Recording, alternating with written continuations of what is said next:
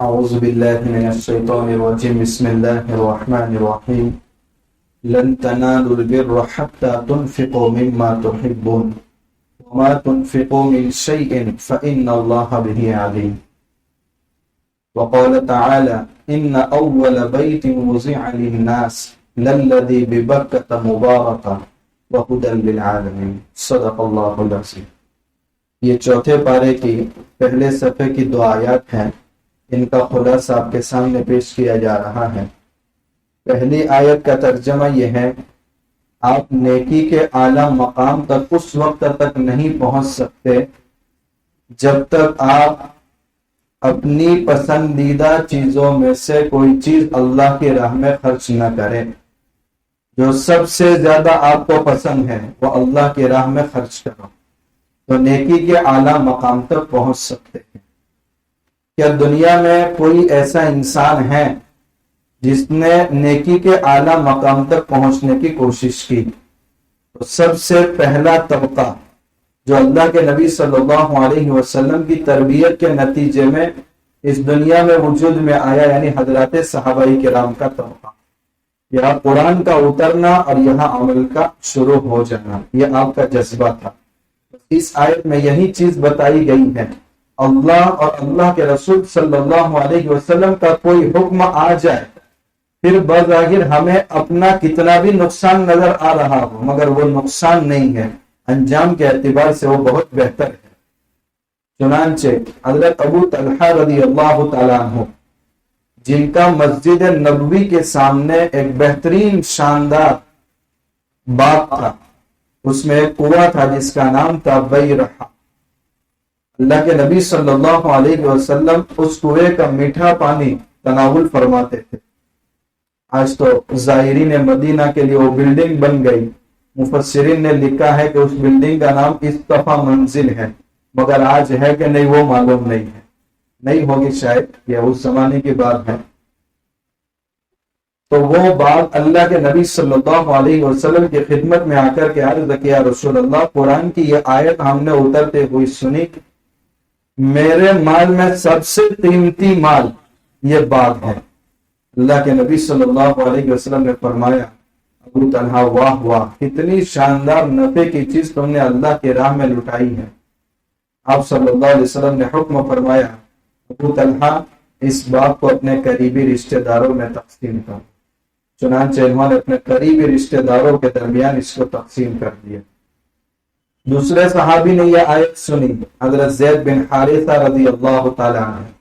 حضرت زید رضی اللہ تعالیٰ عنہ یہ وہ صحابی ہے جو کئی ہاتھوں بکنے کے بعد مکہ میں آئے تھے، اور حضرت خدیجہ رضی اللہ تعالیٰ عنہ نے ان کو خریدا تھا اور حضور صلی اللہ علیہ وسلم سے نکاح ہونے کے بعد گفٹ میں دیا تھا، اور ان کے والد تلاشتے مکہ آئے تھے اور اللہ کے نبی صلی اللہ علیہ وسلم سے درخواست کی تھی کہ یا رسول اللہ، بیٹے کی جدائیگی میں مجھے بہت غم پہنچا ہے اور اس کو تلاشتے میں یہاں آیا ہوں، آپ میرا بیٹا میرے حوالے کر دیجیے۔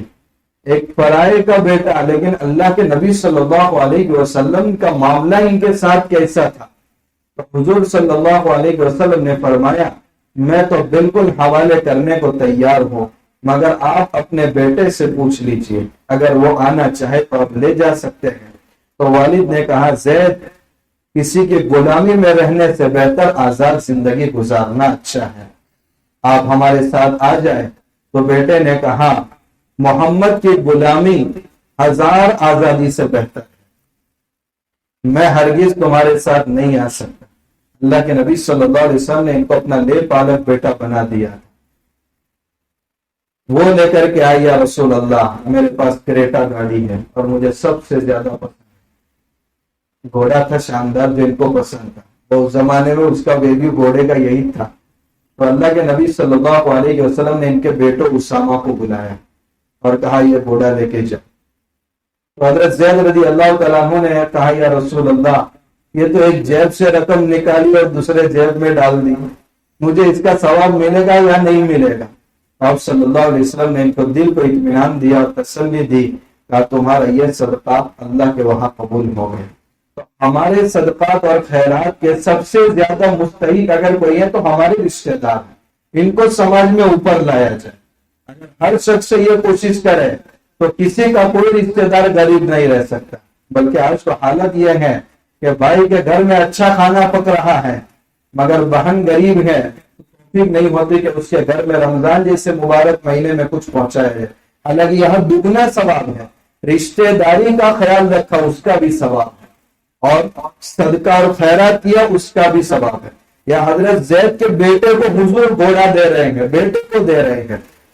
تو ہم اگر گھر میں خرچ کر رہے ہیں، چاہے بیوی پر کرے یا اپنی اولاد پر کرے یا اپنے بھائی اور بہنوں پر کرے، اللہ کا حکم سمجھ کر کے کرے کہ اللہ نے میرے دل میں ان کے حقوق رکھے گئے، ان حقوق کی ادائیگی میں خرچ کر رہا ہوں. اس لیے اگر کوئی باپ حلال کمائی کے لیے سخت محنت کر رہا ہے اور نیت یہ کر رہا ہے اللہ نے میرے ذمہ بندوں کے جو حقوق رکھے ہیں ان کی ادائیگی کے لیے میں کما رہا ہوں، تو وہ اللہ کی راہ میں ہے. اس سے بڑھ کر اور کیا ثواب ہو سکتا ہے؟ ایسی تجارت کرنے والا اللہ کے راستے میں ہے. یہ معمولی فضیلت نہیں ہے. یہ پہلی آیت کا خلاصہ. حضرت عمر رضی اللہ تعالیٰ عنہ بھی آئے، یا رسول اللہ یہ باندھی مجھے سب سے زیادہ پسندیدہ ہے، میں اللہ کے لیے اس کو اللہ کی راہ میں خرچ کرتا ہوں. ان کے بیٹے عبداللہ بن عمر رضی اللہ تعالیٰ عنہ ہے، یا رسول اللہ میرے پاس بھی باندھی ہے جو مجھے بہت زیادہ عزیز ہے، میں اللہ کے لیے اس کو خرچ کرتا ہوں. قیمت کے اعتبار سے کم کیوں نہ ہو مگر پسندیدہ ہے، اس کو قربان کرو. گھر میں 1 سال پہلے بکری کا بچہ پالا ہے، 1 سال ہوا بڑا ہو گیا، اب وہ بکرا بچوں سے کھیلتے ہوئے اتنا عزیز ہونے لگا کہ قربانی کے وقت اس کو ذبح کر رہے تو بچے رو رہے ہیں. حالانکہ کتنی قیمت میں اس کو خریدا ہے؟ 1500 سے 2000 روپے میں اس کو خریدا ہے، مگر پورے سال گھر میں رہنے سے اتنا پیارا ہو گیا کہ اس کے بغیر کھانا نہیں کھایا جاتا، اس کو دودھ نہیں پلا تو خود نہیں پیتے، اور بچے تو باقاعدہ روتے ہیں بقرعید کے موقع پر. مگر اللہ کی راہ میں اس کو قربان کرنا اور اس کے گلے پر چھری چلانا، یہ مالوں میں سب سے بہترین مال اللہ کے راہ میں قربان کرنے کے برابر ہے. انشاءاللہ دوسری آیت کا خلاصہ کل بیان کیا جائے گا. ایک مسئلہ میں بتا دیتا ہوں، آج کل کئی مساجد کے مقتدی یہی سوال کرتے ہیں کہ امام صاحب کی اتحیات میں اتنی برکت ہوتی ہے کہ ہماری اتحیات پوری نہیں ہوتی اور یہاں دونوں سلام پھیر لیے جاتے ہیں. تو کیا ہم کو سلام پھیرنا ہے یا اتحیات پوری کرنا ہے؟ آپ کو بھی امام صاحب کے ساتھ سلام پھیر لینا ہے. امام صاحب چاہے افغانستان لے جائے، قبرستان لے جائے، آپ کو جانا ہے، آپ کو پورا ثواب مل جائے گا. اسی طریقے سے بہت سی مرتبہ دعائیں قنوت پوری نہیں ہوتی اور امام صاحب رکوع میں چلے جاتے ہیں. اسے موقع پر یہ دیکھنا ہے کہ میں دعائیں قنوت پوری کر کے رکوع میں شامل ہو جاؤں گا. امام صاحب نہیں اٹھ جائیں گے، ایک آخری لفظ باقی رہ گیا تو اس کو پورا کر کے پھر رکوع میں چلا جائے. اور اگر یہ اندیشہ ہے کہ میں پوری کرنے جاؤں گا تو فرض اور رکوع چھوٹ جائے گا، تو اب اس کو پورا نہیں کرنا بلکہ سیدھا رکوع کے اندر چلے جانا ہے. 1-2 منٹ کے لیے اگر آپ کو کچھ سوال کرنا ہے. فیوچر پلاننگ، ہاں بالکل جائز، جو پلاننگ ہے فیوچر کر سکتے ہیں.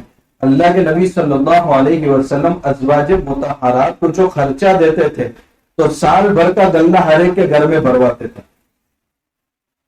اب آپ سے زیادہ اللہ پر بھروسہ کرنے والا کون ہو سکتا ہے؟ پھر وہ الگ بات ہے کہ ازواج مطہرات وہ سال بھر تک باقی نہیں رہتے تھے. حضرت عائشہ رضی اللہ تعالیٰ عنہا صبح روزے سے ہے، اتنا مال آیا مگر افطاری کے لیے کچھ بھی بچا نہیں. لیکن اللہ کے نبی صلی اللہ علیہ وسلم نے اس سے تعلیم دی ہے کہ سال بھر کا غلہ خود اپنی بیوی کو دے کر کے فیوچر پلاننگ ہوتی تھی. تو جائز ہے، کر سکتے ہیں.